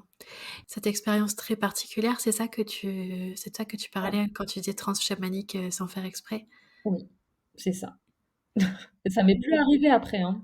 Ouais, J'avais essayé une cérémonie où on était allés ensemble d'ailleurs oui, et ça m'avait rien fait du tout. Mais là, c'était en 2 minutes, je sais pas, je sais toujours pas ce qui s'est passé, hein, mais en 2 minutes, j'ai pleuré comme j'ai quasiment jamais pleuré dans ma vie, quoi. ouais. Sans comprendre. Et du coup, aujourd'hui, ouais, tu sais, tu comprends pas toujours, enfin, tu comprends toujours pas, Non, je ne sais pas ce qui s'est passé. ouais, Mais en tout cas, voilà, en fait, pendant ce stage, je me suis sentie progressivement lâcher prise sur, la profondeur de la méditation et de l'état de conscience modifié dans lequel je pouvais aller. OK, Et donc c'est comme si les portes s'ouvraient. En fait, avec la pratique, les portes, elles s'ouvrent de plus en plus. OK. Et du coup, tu m'avais raconté, si ma mémoire est bonne, il y avait aussi une histoire en rapport avec les règles douloureuses, où ça t'avait aidé à comprendre quelque chose? Oui, en fait, en hypnose, on fait du signaling des fois, ça dépend du sujet. Le signaling, c'est discuter avec l'inconscient, échanger avec lui, avec des mouvements. Donc en hypnose, l'hypnose que je pratique, on utilise, la déglutition. Donc on lui demande OK. on te raconte des histoires, le temps que tu partes un petit peu et après on dit à l'inconscient, si la réponse est oui, déglutis une fois, si c'est non ou je sais pas, tu restes immobile. Donc on fait ça et on commence à lui poser des questions pour, identifier l'événement qui est à la racine de l'émotion ou du mal-être, quand il y en a un seul. C'est pour ça on le fait pas pour tous les sujets. Si c'est des sujets de confiance en soi, par exemple, on va pas le faire parce que confiance en soi, souvent, il y a plein de racines. Si c'est des questions de poids, il y a beaucoup de racines. Mmh. En revanche, si c'est une phobie, une allergie, un TOC, quelque chose comme ça, en général, c'est un événement qui l'a créé et il y a eu une mauvaise association, en fait, par l'inconscient. Donc on lui pose des questions, voilà. Mais pour tester le signaling, en formation, on nous a dit, choisissez n'importe quel sujet et on va demander à l'inconscient s'il y a un événement en particulier qu'il a généré, qu'il a créé et libérer, les émotions qui sont liées pour faire la paix avec tout ça. Et donc moi, j'ai demandé pour les règles douloureuses et donc elle me demande: «Est-ce que c'est en lien, avec de la colère?» Pas du tout, je sens qu'il se passe rien. Est-ce que c'est un événement de ton enfance? Est-ce que c'est un événement de ta vie adulte? Rien du tout. À un moment, elle me dit: «Est-ce que c'est une vie antérieure?» Et là, je sens mon visage qui se crispe de souffrance et en fait, moi, j'observais la situation.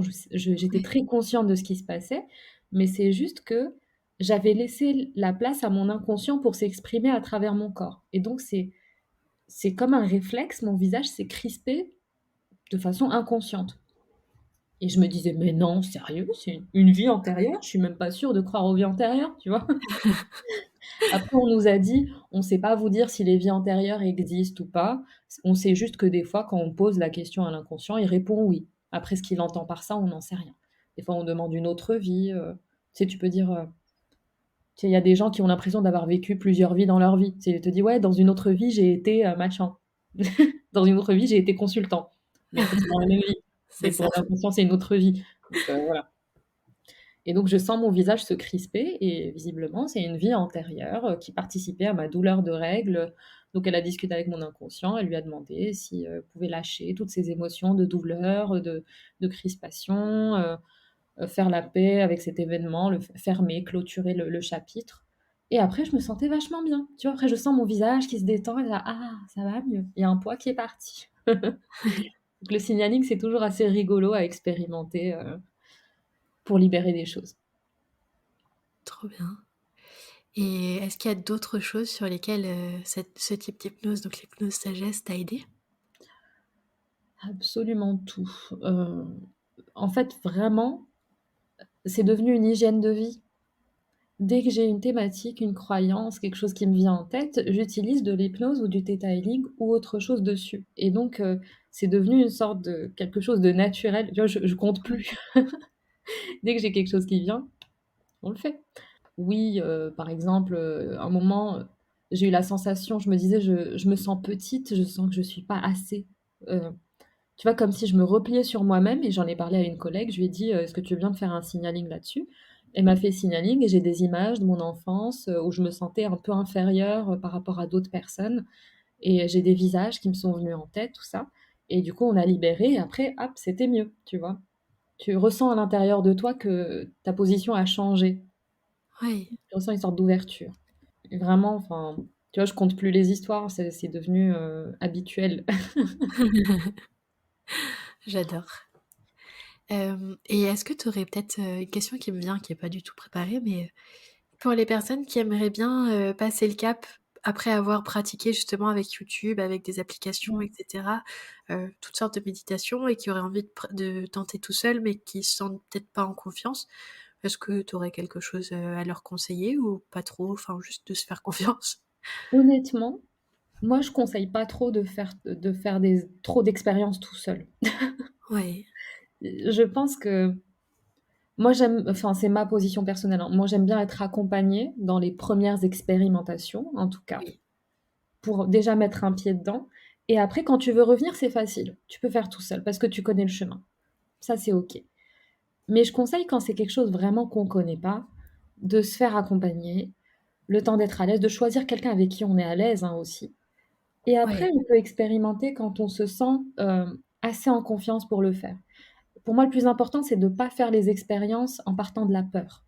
Tu vois, ouais, si on est dans une peur, une angoisse et cetera, non, faut pas y aller. N'y allez pas, clairement. Attendez de vous sentir en paix, en confiance, pour faire les exercices dans la joie et dans la légèreté et c'est là où on fait des découvertes intéressantes et où on peut pousser un peu plus loin les choses. Mais voilà, le plus important, c'est l'état d'esprit. Bon, OK. assurez-vous d'être dans un bon état d'esprit pour expérimenter. Et du coup, est-ce qu'il y a d'autres moments de la vie où tous ces états de conscience modifiés t'ont particulièrement aidé, qu'on n'a peut-être pas abordés, ou est-ce qu'on a fait le tour de ces moments-là? Je pense que moi, les moments où on a globalement fait le tour, je pense, de ce dont je me rappelle en tout cas et qui me revient là tout de suite. Moi, ce que je trouve important et intéressant dans les états de conscience modifiés, c'est que vraiment ça repousse les limites de ce qu'on conçoit et de ce qu'on perçoit et donc Ouais, ça ouvre plein de possibilités et ça, je trouve ça extraordinaire et moi, ce que ça m'a apporté, c'est beaucoup d'espoir et de confiance en la vie parce que je trouve qu'on peut vite, comme je disais tout à l'heure, se retrouver enfermé dans ses croyances. Se dire qu'il y a plein de choses qui sont impossibles pour nous, plein de choses qui comme si on avait fait le tour de la vie, en fait, d'une certaine façon. Et quand on découvre les états de conscience modifiés et tout ce qu'on peut en faire, à un niveau personnel ou au niveau des autres et de la société, en fait, ton monde, il devient tout de suite plus grand, comme s'il y avait beaucoup plus de choses à découvrir et moi, ça m'a apporté une sensation de respiration et d'espace où tu te dis: «Ah, la vie, c'est pas juste cette petite boîte où je me suis enfermée. Il existe bien plus grand et bien plus large que moi. J'ai encore plein de choses à découvrir» et tout ça, ça redonne un élan dans la vie, je trouve. ouais, Heu et c'est ça qui m'a vraiment fait du bien. En fait, on parle juste de méditation, conscience modifiée, hypnose, mais tout ça, c'est des portes oui. d'ouverture vers l'infini. Qui peut faire peur des fois et moi, c'est comme ça que je le conçois. J'adore. Et du coup, aujourd'hui, est-ce que tu as un rythme de croisière avec certaines pratiques? Est-ce que tu fais justement en fonction des saisons dont on parlait, un peu plus tôt? Comment ça s'organise pour toi? Si c'est organisé, ou est-ce que c'est plus, justement un peu intuitif quand on a besoin, ou un peu toujours ce système d'alarme? Moi, c'est ultra intuitif. C'est Ouais, ultra intuitif. Moi, la rigueur et la discipline, j'arrive pas. Ça ouais, fonctionne pas avec moi. Ça me fait une sorte de contrainte et moi, je ne peux plus fonctionner sous contrainte, en fait. Oui, et je vois plus l'utilité de fonctionner sous contrainte d'une certaine façon. oui. Du coup, je te demande pas si t'aimerais méditer plus souvent. Non, parce que, bah, oui, je te dirais la réponse est non, parce que je médite quand j'en ai besoin et quand j'en ai Oui. besoin, je le sais, donc j'y vais. Et je me rappelle justement d'une séance de Theta Healing, ça c'est une histoire que j'aime beaucoup, dont je me rappelle, où la dame m'avait dit, enfin la thérapeute, elle m'a dit, «Comment tu fais si tu veux faire un projet, toi? Si tu veux mener un projet, qu'est-ce que tu fais?» Je lui dis: «Bah, je réfléchis, je fais un business plan, je m'organise, je fais une liste de tâches, je fais un planning», voilà, en fait, j'ai sorti tous mes outils, de vie professionnelle, tu vois? Je dis: «Bah, très bien, De en fait». consultante. Exactement. Je dis: «Bah, je fais comme ça». Elle m'a dit: «D'accord et du coup, qu'est-ce que ça fait en général quand tu fais ça?» Je lui ai dit: «Bah, en fait, bah, ça me décourage et j'arrête parce que j'en ai marre». J'ai réalisé ça sur le moment, je me suis dit: «Ouais, mais en fait, quand je me mets des contraintes, après j'en ai marre et j'ai plus envie de continuer parce que ça devient chiant. Ça rajoute de la lourdeur à mon projet et je me dis: "C'est pas ça que la vie que j'ai choisi de mener, en fait"». Oui. Elle m'a dit: «D'accord. Imagine-toi maintenant si tu faisais les choses au feeling et avec de la joie. Si tu faisais les choses quand tu le sens, qu'est-ce qui se passe?» Je lui dis: «Bah, j'avancerai moins vite». Et là, elle a explosé de rire. Moi, je l'ai un peu mal pris sur le coup. J'étais là: «Pourquoi on rigole?» Elle m'a dit: «Ben, tu penses que quand on fait les choses avec joie et avec plaisir, ça va moins vite?» Je lui ai dit: «Bah, ouais». Elle m'a dit: «Toi, quand tu es contente de faire une tâche, comment ça se passe?» Et là, j'ai fait: «Bah, oui». Je me suis rendu compte qu'évidemment, quand je suis heureuse de faire la tâche, ça avance beaucoup plus vite parce que je suis inspirée, parce que je suis ouverte, parce que j'ai ce plaisir en moi, en fait, qui me motive et qui me pousse à faire les choses sans chercher la performance de temps. Tu le fais plus vite, en fait. Je sais pas si tu vois ce que je veux dire? Si, totalement, et je suis en mode, je suis bouche bée parce que je suis en mode: Je crois que j'avais besoin d'entendre ça et je dois pas être la seule». Je pense que les auditeurs aussi, mais Ah ça c'était un ouais, moment charnière pour moi, pour le coup. Parce que je me suis rendu compte que, bah, oui, en fait, si tu t'enlèves les contraintes de temps, d'organisation, de blabla, tout ça, et que tu reconnectes avec le plaisir de faire les choses et en général, quand tu as vraiment envie de faire quelque chose, tu peux reconnecter avec le plaisir. C'est quand tu as pas envie de le faire que tu es obligé de te flageller. Bah, en fait, les choses, elles se font avec beaucoup plus de fluidité, de simplicité et tu les sens pas et du coup, c'est plus rapide, mais sans chercher à ce que ça soit plus rapide, tu vois? yes, Et ouais, j'étais là: «Ben, ouais». Elle m'a dit: «D'accord, bah, si tu veux, essaye, essaye, teste, faire les choses par plaisir, vois ce que ça donne». Et ça a changé ma vie, mais depuis, oh là là, j'ai zéro planning, enfin, quand je disais zéro planning, j'ai des séances qui se calent, des choses qu'on organise en avance, c'est normal, c'est OK. oui, Mais quand j'ai un projet en tête, je me dis pas: «OK, alors lundi matin, je vais faire ça de cette heure-là à cette heure-là, après je dois faire ça et je dois organiser toutes les tâches en avance». Tu vois? Même le dire comme ça me stresse. Donc je ouais. donne beaucoup plus de place à la spontanéité, à l'intuition et au ressenti pour, avancer à mon rythme, en fait et arrêter de me mettre la pression du temps et de la performance. Super, franchement, waouh, bravo et merci pour ce truc-là parce que ça va faire du bien à beaucoup de monde, je pense, d'entendre ça. Et du coup, est-ce que toi, tu places des intentions quand tu fais ces états de conscience modifiés, de méditation, et cetera? Un peu comme une destination qui guide la pratique? Ou est-ce que tu laisses un peu le chemin se dessiner tout seul? Ça dépend des fois. J'ai pas de réponse à cette question. J'aime bien mettre une intention parce que ça te permet de te rappeler de pourquoi tu pratiques et donc ça donne un sens à ta pratique d'une certaine façon, je trouve. OK, Et des fois, bah, tu as juste besoin de pas réfléchir et de fermer les yeux et d'y aller, en fait et ça aussi, OK, je trouve ça bien. yes. Et d'ailleurs, c'est quoi pour toi une intention? J'ai envie de dire c'est une destination, mais je suis même pas sûre que ça soit une destination, c'est une teinte, en fait. Ouais, c'est une Ouais. teinte que tu donnes à ce que tu as envie de faire. C'est tu mets, j'ai envie de dire intention, mais non, ne définis pas un mot par, le même mot. Mais oui, c'est une teinte que tu donnes à l'action que tu vas faire. C'est comme si tu lui donnais une orientation. Yes. Est-ce que tu peux me parler un peu des éléments qui font que parfois tu as envie de tout arrêter ou que tu as pu avoir envie de tout arrêter, en faisant de la méditation ou d'autres états de conscience modifiés, mais aussi de ce qui t'a aidé à t'accrocher quand tu traversais un peu tout ça? Je pense que c'est normal et que ça arrive, en fait. Une sensation de découragement ou d'être tellement dans la frustration des fois qu'on se dit: «À quoi bon? Laissez-moi tranquille. J'ai pas envie aujourd'hui». Et je pense que c'est normal de respecter cette pas d'envie, tu vois.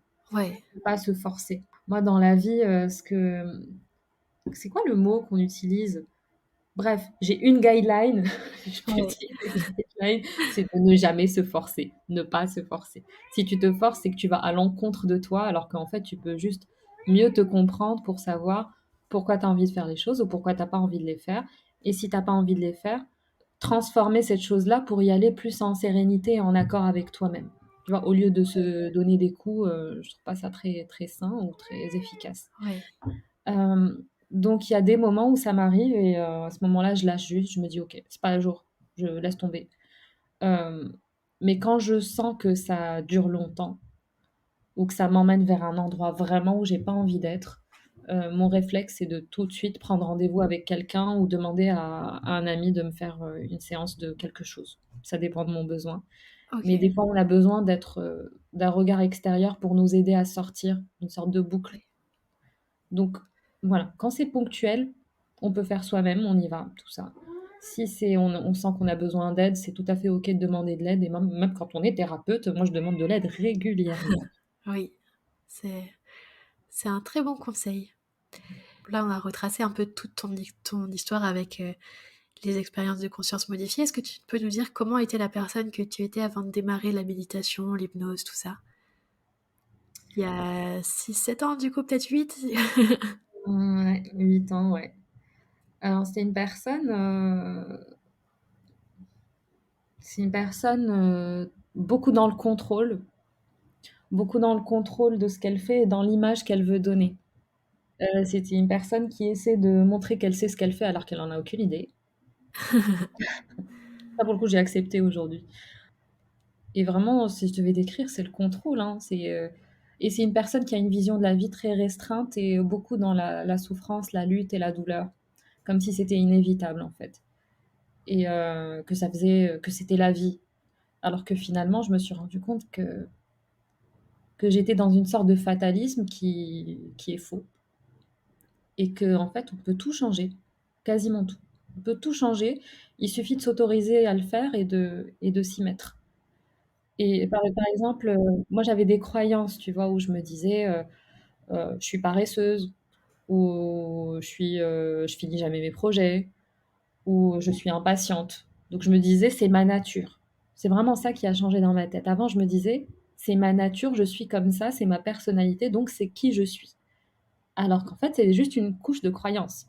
Et ça, quand je l'ai réalisé, je me suis dit: «Attends, en fait, je suis pas ça, je peux être ce que je veux».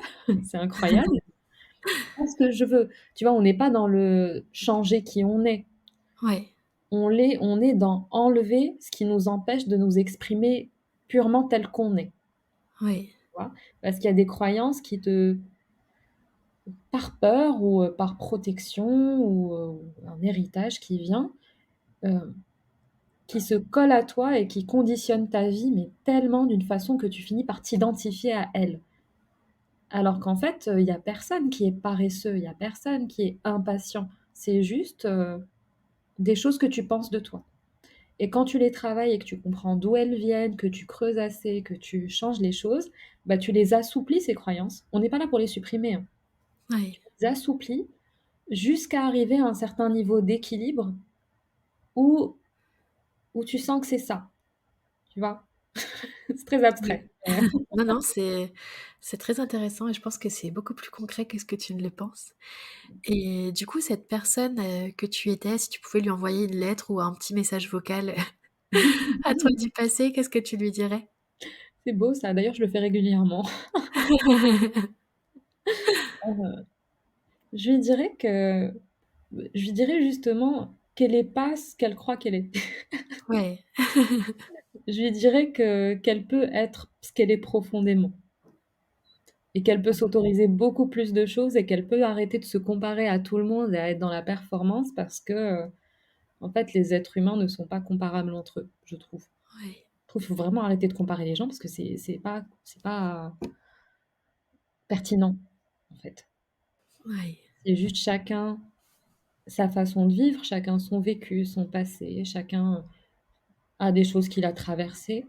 On tire tous des apprentissages différents de ce que la vie, de ce que la vie nous offre et voilà. Qu'elle est libre, mais qu'elle le sait pas encore. J'adore. Et est-ce que ton entourage, tout au long de tes aventures méditatives, là justement, t'a fait des commentaires ou des remarques positives ou négatives sur la façon dont tu as évolué depuis que tu médites, qu'ils sachent ou pas que d'ailleurs que tu pratiques, hein, peu importe? Et bah, tu vois, je pensais que ça allait être très mal pris, que j'allais passer pour une personne complètement folle, tu sais, une hippie, tout ça. Je pense que j'avais surtout, les parents au début où je me disais: «Oh là là, qu'est-ce qu'ils vont penser? Je passe de l'informatique à l'hypnose, tirée par les cheveux», tout ça. Mais bizarrement, en fait, quand tu commences à travailler sur tes propres croyances et sur ta perception de la vie, les gens autour de toi, ils changent aussi. Parce qu'en fait, tu leur laisses plus l'occasion, d'une sorte de façon. Tu vois, donc quand je partageais ce que j'avais envie de faire, comment je le voyais, tout ça, en fait, tout le monde était hyper content autour de moi. Ma famille, ils étaient genre: «Waouh, génial!» Et ça m'a choquée à l'époque parce que je me disais: «Mais c'est pas la réaction que j'attendais de leur part». Oui, Mais c'est simplement parce que dans ma façon de l'exprimer, ils sentaient que ça me rendait heureuse, ils me sentaient que c'était une certitude. Ils savaient que je savais ce que je faisais et je l'exprimais pas d'un endroit de peur ou d'envie de plaire ou d'envie de prouver quelque chose. En fait, c'était tellement aligné que tout le monde a trouvé ça bien. Après, bah, j'ai des collègues, hein, qui pensent que c'est un peu n'importe quoi tout ça, mais ça me fait rien du tout, en fait. Ça me fait vraiment rien. oui, Tout part de nous. oui. L'entourage, c'est le reflet de ce que nous, on pense de nous. Et à partir du moment où on comprend ça, tu rends déjà aux autres leur avis, leurs opinions, leurs jugements, parce qu'il leur appartient et qu'ils ont le droit de l'avoir aussi, hein. C'est OK Oui. d'avoir des jugements, quels qu'ils soient, on s'en fout. C'est juste toi, ça arrête de te toucher. Ouais. Et du coup, est-ce qu'ils ont remarqué justement que tu étais plus dans ce lâcher prise, dans cette nouvelle liberté, et cetera, ou pas tellement? Absolument, et du coup, j'ai commencé à avoir des discussions plus profondes avec les gens. Trop bien. C'est presque ce qui est problématique aujourd'hui, c'est que j'arrive plus à avoir des discussions pas profondes, mais oui, du coup, boire des verres, c'est pas évident, mais enfin, ça dépend avec qui, hein, voilà. Oh, un apéro avec une discussion profonde, c'est cool. Ça vire toujours à ça au final. Ouais, Et je trouve que c'est juste génial parce que la vie prend une autre dimension, tout simplement. Et ton entourage, il suit d'une certaine façon. Soit il évolue, soit il suit. Et vu quand tu as appris le lâcher prise et l'acceptation, bah c'est bon, hein, c'est OK, yes. on accepte. Est-ce qu'il y a des choses que tu aurais voulu savoir quand tu as commencé la méditation et tout ça? J'aurais vraiment voulu qu'on me dise que c'était pas de la performance et que le nombre de fois où tu décroches et tu repars dans tes pensées n'a aucune importance. Ça, j'aurais bien aimé le savoir. Parce Ouais, que moi, je me décourageais surtout à cause de ça. ok, Et j'aurais bien aimé savoir qu'il y a beaucoup de choses qui sont possibles et qu'il suffit de s'autoriser à les découvrir. ok. Parce que c'est les états de conscience modifiés, c'est un outil qui te permet de faire plein de choses. Après, c'est toi qui décides. Des fois, il y a tellement de choses à faire que tu peux être complètement perdu face à toutes les potentialités. Mais juste se dire que c'est une porte fantastique que n'importe qui peut ouvrir. Yes. Un peu comme on demanderait à un voyageur quelles sont les prochaines destinations qu'il souhaite visiter, j'ai envie de te demander s'il y a des styles de méditation ou d'autres pratiques que tu aimerais explorer prochainement dans un futur proche ou lointain. Eh ben, tu vois, j'en ai oublié une en plus. J'ai oublié d'en parler. Le breathwork. Ah, mais oui. Ben oui, j'ai fait du breathwork. C'était une expérience complètement incroyable. Et j'étais pas prête pour ça, clairement. J'étais pas prête à ce qui s'est passé. Mais oh, waouh! Pour le coup, c'était très profond. C'était une transe vraiment profonde. Donc, breathwork, c'est des exercices de respiration, enfin du travail de la respiration. Tout à fait. C'est où tu es guidé par une personne qualifiée qui te guide à avoir des respirations, mais une respiration assez rythmée, on va dire. Et finalement, par la suroxygénation du cerveau, ça finit par t'emmener en transe et tu finis par des fois avoir des visions, des sensations, des souvenirs, ça dépend vraiment de chacun et les façons de le vivre sont pas toujours, hyper agréables, ça dépend des gens et d'ailleurs, oui, j'avais pleuré aussi pendant cette séance-là et tu sais, on était une cinquantaine de personnes en plus, assis les uns à côté des autres, mais j'ai pleuré sans comprendre pourquoi, mais ça m'a fait du bien. Et après, j'ai eu des sensations dans les mains. J'étais sur un nuage après. C'était incroyable. Et du coup, j'ai oublié ta question. Et la question, c'est lesquelles tu as envie d'explorer après, donc j'imagine encore plus celle-ci. Ouais, je sais pas exactement. Je sais pas exactement. J'ai envie d'affiner mes perceptions. Ouais. Et je sais pas encore ce qui va venir d'ailleurs. Tiens, je pose l'intention que la discipline ou la pratique la plus pertinente pour m'aider à atteindre cet objectif se présente à moi bientôt. Yes. Bah, j'ai trop hâte de savoir ce que ça donnera pour la suite. Mmh. Euh, et est-ce qu'il y a des aspects qu'on n'a pas abordés ou que tu aimerais ajouter ou des questions que tu aurais aimé que je te pose? Ça me rappelle les questions d'entretien, ça. Tu veux m'embaucher, c'est ça? Non, C'est c'est un pour être piège. sûre de rien oublier. Je rigole. Non, en plus, j'ai toujours bien aimé cette question. Tu m'as pas demandé mes qualités, mes défauts, ça va. Je pense que j'aurais aimé, moi, te poser une question. Ah, Euh, ouais. Quelle a été l'expérience la plus marquante pour toi? il y en a tellement.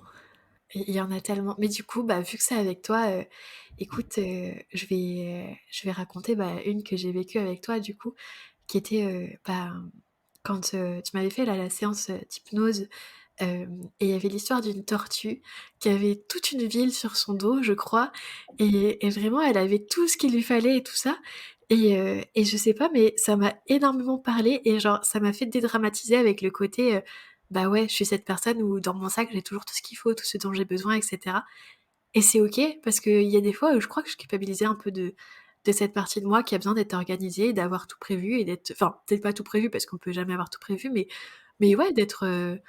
bah, enfin, d'être prête, quoi. Et du coup, bah, je sais pas, ça m'avait fait énormément de bien. Donc écoute, moi je te remercie énormément parce que cette séance-là, elle avait été très très chouette.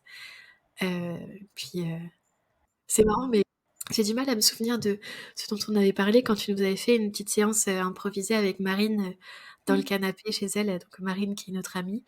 Euh, mais je me souviens juste avoir rigolé parce que justement, moi, des fois, mon réflexe quand il y a quelque chose qui se passe d'un point de vue énergétique en moi, c'est de rire.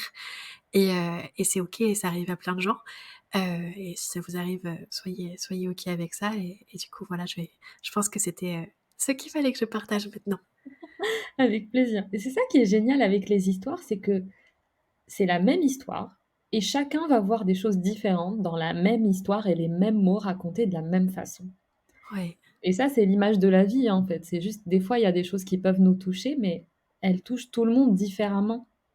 Et c'est là où on comprend que tout part de soi. C'est parce que yes. c'est toi, c'est tes conditionnements, c'est tes croyances qui font que tu vois ce que tu vois. Et c'est pour ça que ça se change. Ouais, Donc, c'est important de penser qu'il y a peu de choses qui sont universelles. Et c'est de là aussi l'importance de s'exprimer, de dire les choses quand on n'est pas content, quand quelque chose nous a vexé, quand quelque chose nous a blessé et qu'on a envie de l'exprimer. On peut le dire et arrêter de partir sur des suppositions et des il aurait dû comprendre que blablabla. Non, on est là, on dit des choses, on a le don de la parole, c'est génial, c'est pour mieux communiquer. C'est bon, parlons-nous, on se dit les choses et on accepte ce qui vient. Voilà, c'est la vie. yes. Est-ce qu'il y a quelqu'un que tu aimerais entendre raconter ses aventures méditatives? Une invitation à quelqu'un que tu aimerais bien que j'invite dans le podcast, peut-être? Ah bah peut-être Tiffen, tiens. Ok. Parce que Tiffen, elle a vécu beaucoup d'expériences. J'adore écouter ses histoires. Voilà. Je Yes. pense qu'elle peut raconter des choses hyper intéressantes. Ou quoi, tu veux une personnalité aussi? Pourquoi pas aussi, même si, Personnalité. bon, comme le podcast n'est pas encore sorti, je pense, bon, Tiffen, ce sera peut-être plus facile d'obtenir un oui que qu'une Ça dépend. personnalité, mais rêvons grand. Allez, ce serait qui? Eh ben, écoute, j'ai envie de te dire Jonathan Lehmann. Allons jeter une bouteille à la mer, allez. Peut-être, qui sait? Bah, surtout lui, il en a des expériences, hein, donc pour raconter, Oui, il fait de la méditation régulièrement, donc ouais. voilà. Après, est-ce qu'il les a pas déjà racontés dans plein de podcasts? Je ne sais pas, mais et dans des livres aussi, parce que Bah, s'il les a ouais, racontés dans plein de podcasts, un podcast de plus, Oui, c'est vrai. Et du coup, où est-ce qu'on peut te retrouver sur les réseaux sociaux ou ailleurs? Principalement sur Instagram, donc soukaina.hypnose, et sur mon site web soukainamimouni.com. Donc, Yes. principalement, voilà.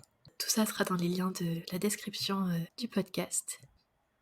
Et il me reste plus qu'à te dire merci infiniment d'être venu te confier dans le podcast. C'était un grand, grand, grand plaisir de te recevoir et de Merci. faire le tour de toutes ces histoires. C'est trop chouette. Ça m'a fait très plaisir. Merci beaucoup.